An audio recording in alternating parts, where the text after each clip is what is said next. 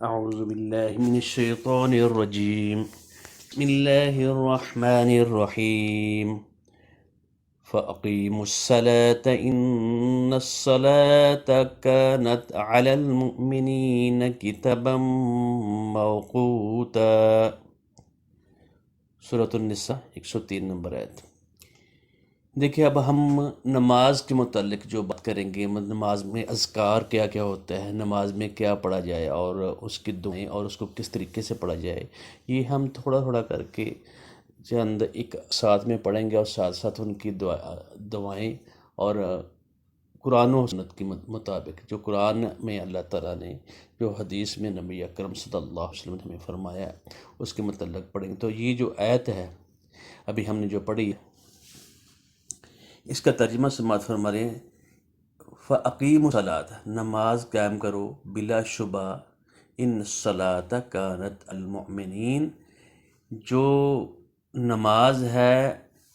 مومن جو اگر بندہ ہے، ایمان والا ہے، کتاب موقوتا، اس کے اوپر فرض ہے۔ جس طرح کہ ہم سنتے بھی رہتے ہیں اور حدیث میں بھی وارد ہے کہ مومن اور کافر میں کے درمیان نماز کا فرق کر دینے والی ہے۔ نماز عماد الدین ہے، نماز دین کا ستون ہے۔ نماز کا مطلب کیا ہے؟ یعنی اللہ تعالیٰ سے بات کرنا، اس سے کنیکٹ کرنا،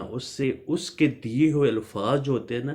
ان کے ذریعے اس سے کلام کرنا۔ اللہ نے ہر بات ہم اللہ کے دیے ہوئے الفاظ سے ہم نماز میں اس کی بات بھی کر سکتے ہیں، اس سے اپنی گریہ زاری کر سکتے ہیں، اس سے اپنی حاجات بھی کر سکتے ہیں۔ اور اس میں اللہ رب العزت کہہ رہے ہیں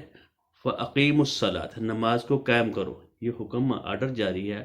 کیونکہ بے شک اس میں کوئی شک نہیں ہے، جو ملاقات ہے ان الصَّلَاةَ کانت علی المؤمنین، مومنین جو ہیں ان کے اوپر کیا ہے؟ کتاب موقوتا، فرض ہے۔ یعنی کہ اللہ تعالیٰ سے تمہارا ملاقات کرنا، اس سے کمٹمنٹ کرنا، اس سے گریہ زاری کرنا، اس سے بات چیت کرنا تمہارے اوپر فرض کر دیا گیا ہے،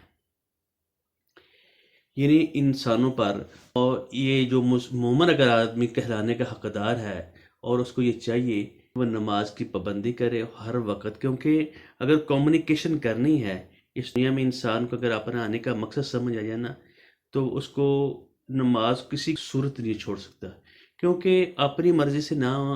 آیا ہے انسان، نہ اس نے اپنی مرضی سے جانا ہے۔ اپنی اس کی مرضی ہے ہی نہیں ہے، تھوڑی سی اسے اختیار دیا ہے، تم کیا کرتے ہو؟ کرتے کیا کہ تھوڑا سا اختیار دیا ہے، یہ اس میں تمہیں تھوڑی ڈیل دیتا ہوں، تم بولا کرتے کیا ہو؟ حضرت ابو ہریرہ رضی اللہ تعالیٰ عنہ کہتے ہیں، جو مسلمان مرد ذکر اور نماز کے لیے مسجد میں پابندی سے آتا ہے نا، تو اللہ تعالیٰ اس سے اتنا خوش ہوتے ہیں، جس طرح کہ کسی گھر میں کسی کا والد، کسی کے گھر والے وہ باہر گئے ہوں کسی مسافر خانے میں یا کسی بہت سارے کام میں، تو اور وہ جس وقت وہ اپنے گھر آتا ہے نا، تو اس کے گھر والے جو ہیں اس کے جو انتظار کر رہے ہوتے ہیں، جو گھر کا جو سربراہ جب وہ آتا ہے سفر سے، تو کتنے خوش ہوتے ہیں وہی ہمارے گھر والے آ گیا۔ تو اسی طرح اللہ رب العزت خوش ہوتے ہیں، یعنی میرا بندہ جو ہے میرے پاس آیا ہے، اور اللہ تعالیٰ اس سے اتنا راضی ہو جاتے ہیں۔ اور دوسرے مقام پہ آیا، اگر انسان نماز نہیں پڑھتا، انس اللہ تعالیٰ عنہ فرماتے ہیں کہ رسول اللہ صلی اللہ علیہ وسلم نے ارشاد فرمایا کہ بندے اور شرک کے درمیان صرف نماز کا چھوڑنا ہے۔ جب اس نے نماز کو چھوڑ دیا تو اس نے شرک کیا، یعنی اللہ تعالیٰ سے کمیونیکیشن نہیں کریں گے اور اس سے ملاقات کرنے نہیں جائیں گے، نماز نہیں پڑھیں گے، تو وہ اللہ کا بندہ نہیں رہے گا، فرمان بندہ ہوگا، لیکن چھوڑے گا تو نہیں اللہ تعالیٰ نا۔ اسی لیے صرف اور صرف مسلمانوں پر، جو آج کل ہم مسلمان ہیں، ہمارے اوپر نماز یہ فرض نہیں ہوئی۔ میں یہ آپ کو یہ تھوڑا سا آپ کو اس کے حوالے سے تھوڑی سی بات بتا دیتا ہوں۔ یہ تو 1400 سال ہوئے، اس سے کتنی صدیاں پہلے جو امت گزری ہے، حضرت ابراہیم علیہ السلام جس وقت بیت اللہ کا پہلا گھر بنایا، اور حضرت موسیٰ علیہ السلام کو مصر میں جب آئے، اور اس وقت بھی ان کو نماز پڑھنے کا حکم دیا۔ اور اگرچہ وہ لوگ جو مصری تھے، جو بنی اسرائیل تھے، مصر میں کتنے یعنی بری حالت میں تھے، اور وہ جو لوگ تھے فرعونین، بنی اسرائیل قبطی جو تھے، ان کے اوپر حاوی تھے، تو اس وقت بھی اللہ تعالیٰ نے حکم دیا۔ اللہ تعالیٰ قرآن پاک میں سورہ یونس میں یہ فرماتے ہیں وَأَوْحَيْنَا، ہم نے وحی کی، آرڈر کیا، اور اِلیٰ موسیٰ وَأَخِیہِ، اس کے موسیٰ اور اس کے بھائی کی طرف، ان تبوّأَ لِقَوْمِكُمَا بِمِصْرَ بَیُوتًا، تم ٹھکانہ پکڑو اپنی قوم کے لیے دونوں جانب، یہ شہر میں، بیوتن ایک گھر، وَجْعَلُوا بَیُوتَکُمْ قِبْلَةً، اور اپنے جو گھر ہیں ان کو قبلہ بنا لو، وَأَقِیمُوا الصَّلَاةَ، اور نماز پڑھو۔ یعنی اتنی سخت حالت میں بھی، جس وقت وہ حالت وہ لوگ بتا سکتے، جس طرح آج کل انڈیا میں مسلمانوں کی حالت ہے، یا فلسطین میں اس سے بھی کہیں کہیں گزری حالت تھی، وہ ان کو نماز پڑھنے کی آرڈر نہیں تھی۔ یعنی اس وقت بھی نماز، اب تو یہ کہ یہود اور نصارہ نے نماز چھوڑی ہوئی ہے، انہوں نے پورے دین کی تحریف کی ہوئی ہے، اور اللہ تعالیٰ قرآن پاک میں اپنے الفاظ میں بتا رہے ہیں، اللہ بتا رہے ہیں نا، کوئی انسان دوسرا بندہ تو نہیں بتا رہا نا، یہ الفاظ بتا رہے ہیں وَجْعَلُوا بَیُوتَکُمْ قِبْلَةً، اپنے گھروں میں قبلہ بناؤ، اپنے گھروں کو قبلہ پکڑو، وَأَقِیمُوا الصَّلَاةَ، اور نماز قائم کرو، وَبَشِّرِ الْمُؤْمِنِينَ، جس طرح کہ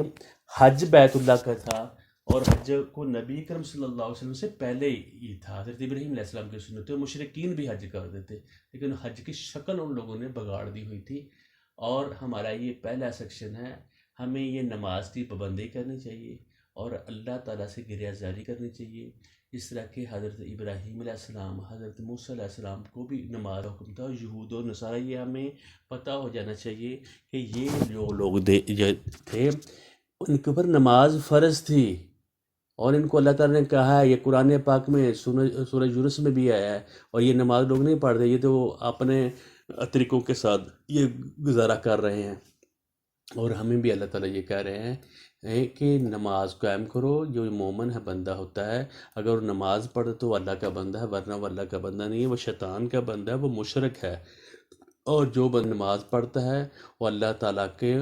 اس طرح اس کا انتظار کرتے ہیں، اللہ تعالیٰ اس سے اس طرح راضی ہوتے ہیں جس طرح کوئی مسافر اپنے گھر میں واپس لوٹ کر آ جاتا ہے۔ تو دوست اس میں انشاءاللہ الرحمن ہم اس کی وضاحت کرنے کی کوشش کریں، اور نماز میں کیا کیا پڑھنا چاہیے، کس کس طریقے سے پڑھنا چاہیے، اور ان کے تھوڑا تھوڑا مفہوم اور اس کے ترجمہ اور اس کے الفاظ کی ادائیگی کو